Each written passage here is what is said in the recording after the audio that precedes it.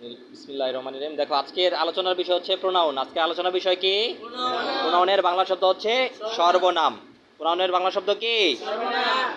Noun বা নামের পরিবর্তে, নাউন বা যা বসে তাকে প্রোনাউন বলে। কি বলে?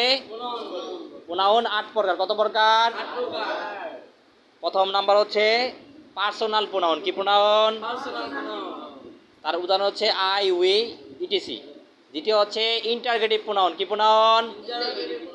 তার উদাহরণ হচ্ছে হু, হোয়াট, এটসেট্রা বা ইটিসি। তৃতীয় নাম্বার হচ্ছে তোমার রিলেটিভ প্রোনাউন। কি রিলেটিভ প্রোনাউন? হলো যেটা যে সকল শব্দ দিয়ে আমরা প্রশ্ন করি, হু, হোয়াট, ইটিসি।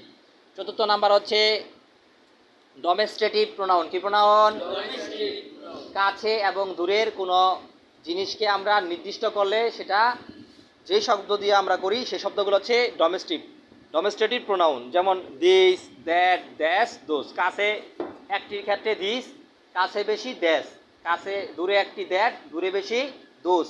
এই শব্দগুলো আমরা ব্যবহার করি। অনির্দিষ্ট কোনো জিনিস ব্যবহার করার জন্য আমরা ইনডিফিনিট প্রোনাউন ব্যবহার করি। কি ব্যবহার করি? 5 নাম্বার হচ্ছে ইনডিফিনিট প্রোনাউন, সাম, এনি, এটসেট্রা। 6 নাম্বার হচ্ছে রিফ্লেক্সিভ প্রোনাউন। কি 6 নাম্বার? কি রিফ্লেক্সিভ প্রোনাউন? কি প্রোনাউন? যে নিজের সত্তা, যেমন আমি নিজে, তুমি নিজে, your self, my self, him self, etc. 7 number হচ্ছে তোমার ডিস্ট্রিবিউট প্রোনাউন। প্রত্যেককে আলাদা আলাদা করে নির্দিষ্ট করলে সেটা বলে ডিস্ট্রিবিউট। Each, every, etc.